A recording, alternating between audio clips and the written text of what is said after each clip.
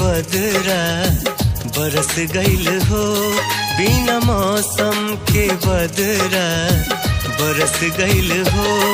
अनजाने में मनवा बहक गईल हो, अनजाने में मनवा बहक गईल हो।